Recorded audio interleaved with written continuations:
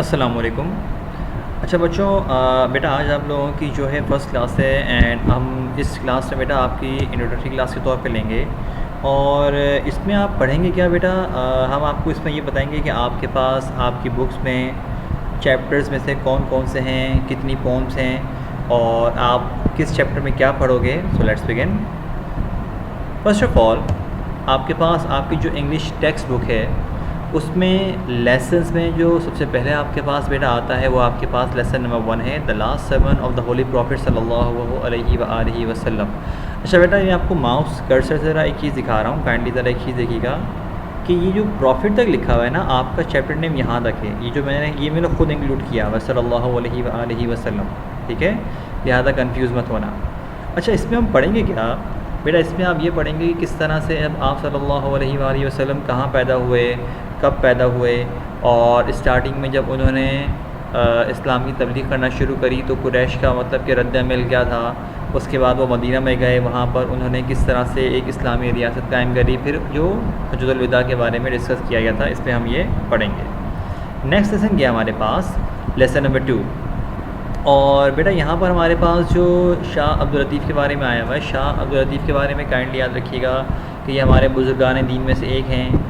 और इनके बारे में हम ये इस चैप्टर में हम ये पढ़ेंगे कि किस तरह से अल्लाह पाक ने अलग अलग जो दौर में अपने बुज़ुर्ग हस्तियों को दुनिया में भेजा। और इसके साथ साथ फिर हम पढ़ते हैं कि शाह अब्दुल लतीफ़ जो है स्टार्टिंग में किस तरह की ज़िंदगी गुजारते थे, फिर उनको भिटाई का लक़ब क्यों मिला, फिर उनके क्या क्या स्किल्स थे, ये इस चैप्टर में हम डिस्कस करेंगे। नेक्स्ट लेसन आ रहा है द नीम ट्री। और बेटा ये हमारे पास पोम है, ठीक है, ये फर्स्ट पोम हम पढ़ेंगे। नीम ट्री एल्सा काजी ने लिखी है और इसमें दरअसल वो नीम ट्री के बारे में बता रही है कि नीम ट्री किस तरह से मतलब कि सेक्रीफाइस करता है और ख़ुद सेक्रीफाइस करके दूसरे लोगों के लिए आसानी का सबब बनता है। तो ये हम पढ़ेंगे, उसका एक मैसेज है बहुत अच्छा, तो हम ये इस पोम में रीड करेंगे। नेक्स्ट है हमारे पास चैप्टर मोहनजोदाड़ो के नाम से। और बेटा मोहनजोदाड़ो में हमने जैसे कि आपको पता है बेटा कि ये जो 27 किलोमीटर से लाड़काना वगैरह एक सिटी पूरा का पूरा ये वाक़ था किसी ज़माने में, अब तो खैर सिर्फ उसके रूइंस बाकी रह गए हैं। और इसमें हम करेंगे क्या कि यहाँ कब डिस्कवर हुआ, किस तरह डिस्कवर हुआ, और इस शहर की जो पूरा नक्शा था मतलब कि पूरी बिल्ड थी वो किस तरह बनी हुई थी इतने पुराने दौर के मुताबिक भी, इस पर हम ये रीड करेंगे। और जो चीज़ें मिली हैं उसके बारे में हम डिस्कस करेंगे। नेक्स्ट है हमारे पास हेलन केलर का। मेरा हेलन केलर जो चैप्टर आपके पास है इसमें हम पढ़ेंगे क्या भाई? इसमें ये हेलन केलर के ही बारे में पढ़ेंगे। ये खुद एक कैरेक्टर हैं और किस तरह से जब ये 2 साल की थी तो ये ब्लाइंड और डेफ़ हो गई थी, और उसके बावजूद उन्होंने कभी हार नहीं मानी बल्कि आगे बढ़ती गई। और इनफैक्ट इन्होंने अपनी लाइफ में इतना सब कुछ अचीव किया जो कि एक आम इंसान भी अचीव नहीं कर पाता, सिर्फ किस तरह से हार्ड वर्क करके, मेहनत करके। ये हम पूरा पढ़ेंगे इनके बारे में। Next one the daffodils. बेटा ये हमारे पास पोम आ रही है, विलियम वर्ड्सवर्थ ने लिखी है। और इस पोम के मुताबिक हम वो डैफोडिल्स बताते हैं कि किस तरह से वो जब जा रहे थे तो डैफोडिल्स उनको मिले, तो उस डैफोडिल्स की ब्यूटी के बारे में उन्होंने डिस्क्राइब किया। और आपको पता है कि William Wordsworth the poet of nature कहलाते हैं, सही। नेक्स्ट वन अल्लामा इकबाल। भाई अल्लामा इकबाल के बारे में हमने इस चैप्टर में ये पढ़ा है कि किस तरह से उनकी जो स्टार्टिंग एजुकेशनल जो मतलब सर्विसेज उन्होंने कहाँ से हासिल करी, कहाँ से पढ़ लिख के बड़े मैट्रिक वगैरह किया, फिर वो प्रोफेसर बने, फिर आगे बढ़े, फिर किस तरह से उन्होंने अपनी जो खिदमत अंजाम दी इस कौम मुल्क के लिए वो आगे बढ़ी, फिर उन्होंने अपने स्किल्स यूज़ करते हुए जो अपनी पोइट्री यूज़ करी, इस तमाम चीज़ों के बारे में माइनर सा हम पढ़ेंगे। Next one the role of women in Pakistan movement. भाई इसमें हमें ये स्टार्टिंग में तो ये बताया गया था कि किस तरह से मर्दों के साथ साथ औरतों ने मतलब कि पाकिस्तान जो तहरीक थी, आज़ादी की तहरीक थी, उसमें क्या किया था, पार्टिसिपेट किया था। और उसके बाद फिर कुछ चंद अहम ख़वातीन के बारे में जिन्होंने उस दौर में बड़ी ही कोई नुमायाँ मतलब कि अपनी कारकर्दगी मतलब उस दौर में दिखाई थी, उनके बारे में हम डिस्कस करेंगे। और कुछ के नाम मौजूद हैं, सिर्फ कोई इतना डिटेल में नहीं है, और कुछ का थोड़ा बहुत डिटेल में एक पैराग्राफ के तौर पे मौजूद है। नेक्स्ट है हमारे पास चिल्ड्रन। अगेन ये बेटा पोम है हमारे पास, और इसमें सिर्फ और सिर्फ मैं आपको इन शॉर्ट बताना चाहूँ तो ये बताऊँगा कि इस पर हम पढ़ेंगे कि चिल्ड्रन की क्या इम्पोर्टेंस है हमारी लाइफ में, कि अगर ये ना हो तो कितना नेगेटिव इम्पैक्ट पड़ता है, और अगर ये हो तो हमारी लाइफ पे कितना पॉजिटिव इम्पैक्ट पड़ता है। ये इसमें उन्होंने जो हमारे पास पोइट हैं उन्होंने इस चीज़ को डिस्कस किया है पोम में।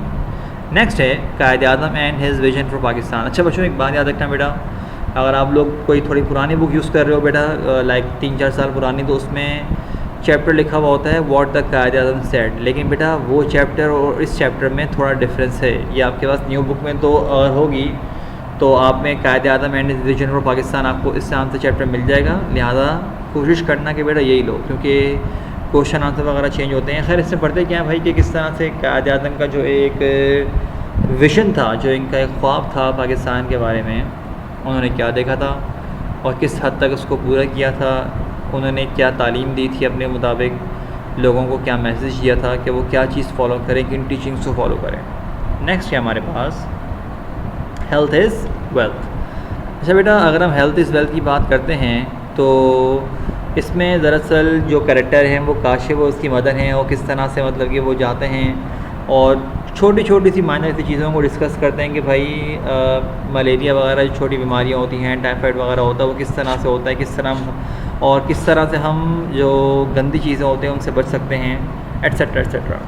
नेक्स्ट है हमारे पास stopping by woods on a snowy evening. बेटा ये हमारे पास रॉबर्ट फ्रॉस्ट ने लिखी है, और इसमें वो बता रहे हैं अच्छा स्टॉपिंग बाय वर्ड्स, जैसे कि ये मैं आपको दिखा देता हूँ, ये लिखा हुआ है वर्ड्स, ठीक है बेटा। जो वर्ड्स है ना, इसका मतलब लकड़ियाँ नहीं है, वर्ड्स यहाँ पर यूज़ हुआ हुआ है फॉरेस्ट के तौर पे, कि जो जंगलात नहीं होते, ठीक है।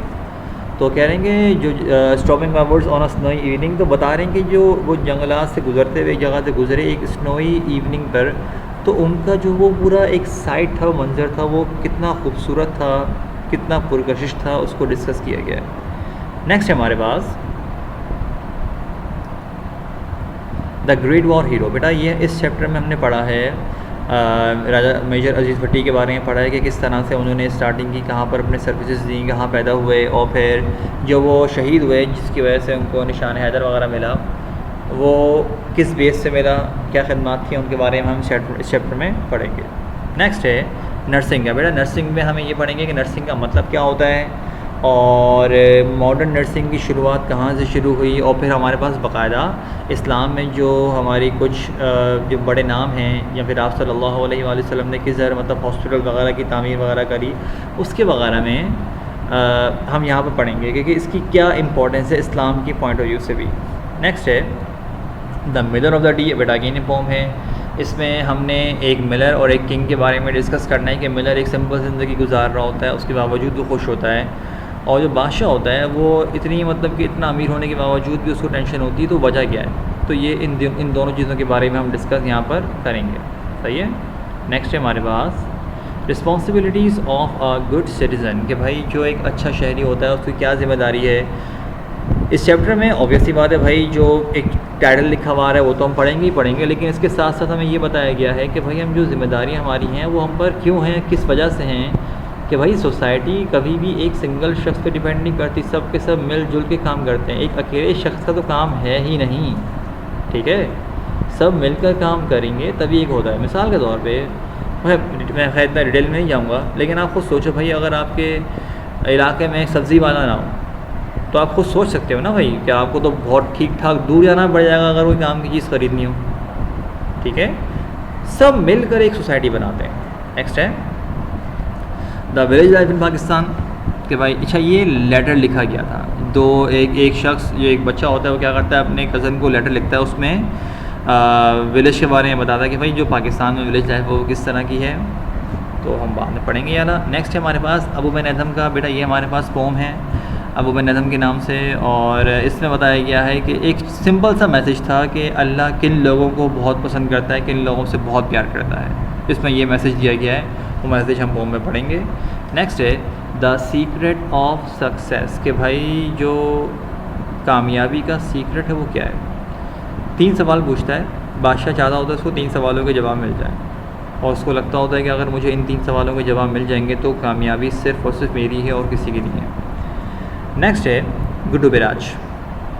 तो बच्चों हमारे पास गुड्डू बैराज में हमने पढ़ना होता है कि ऐसा बैराज है, इससे काइंड ऑफ वॉल, मतलब कि जो डैम वगैरह टाइप के नहीं बने होते उस टाइप का होता है, कि उसको रोकना, पानी के फ़्लो को कंट्रोल करना, इसको हम ये पढ़ेंगे क्योंकि और ये नाम है, ये वाकई में एक बैराज का नाम गुड्डू बैराज है हमारे पास।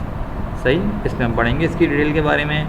और लास्ट है हमारे पास रेन इन समर, जो कि ये काफ़ी सालों के बाद, मतलब काफ़ी अरसे तक तो ये 20 ही चलते रहते चैप्टर्स, फिर हमारे पास ये इंक्लूड हुई 21 रेन इन समर के नाम से। अच्छा, आपकी बुक में शायद ये नंबर 11 पर होगी या 10 पर होगी, तो कंफ्यूज मत होना, हमने अगर आखिर में इंक्लूड किया हुआ इसको, ठीक है। और इसमें बस बताया गया कि बारिश की खूबसूरती किस तरह की होती है, और जब बारिश होती है तो भाई कितना लोग इंजॉय करते हैं। तो इन दी एंड बेटा हमारे पास इसका जो पूरी एक जो कंक्लूजन है वो क्या निकला कि हमारे पास टोटल नंबर ऑफ़ लेसन्स कितने हैं भाई, 21 हैं, जिनमें से नंबर ऑफ़ चैप्टर्स, मतलब लेसन्स में चैप्टर्स और पोम्स दोनों होते हैं ना भाई, चैप्टर्स कितने हैं 14 हैं, और नंबर ऑफ़ पोम्स कितने हैं हमारे पास 7 हैं। तो बेटा ये हमने पढ़ना होगा, और 21 चैप्टर्स हैं। आप लोग फर्स्ट टाइम जाहिर सी बात है 9 में पढ़ना शुरू कर रहे हो, तो एक बात याद रखना बेटा, अब आप लोग पूरी बुक का एक साथ पेपर दोगे, अंडर एस्टिमेट मत करना, तमीज़ से पढ़ोगे भाई, तभी आप लोग अच्छे नंबर लेके आ सकते हो। वरना अगर आप लोगों ने स्टार्ट में ही थोड़े ढीले पड़ गए कि नहीं बाद में पढ़ लेंगे, परसेंटेज का बेड़ा गर्क हो जाएगा, ठीक है। स्टार्टिंग में इंशाल्लाह हम पढ़ेंगे। बट बेटा दैट्स इट फॉर टुडे। आपको कोई क्वेश्चन वगैरह बेटा पूछने हो तो यू आर मोस्ट वेलकम, आप कमेंट वगैरह करके पूछिए। But see you next time. अस्सलाम वालेकुम।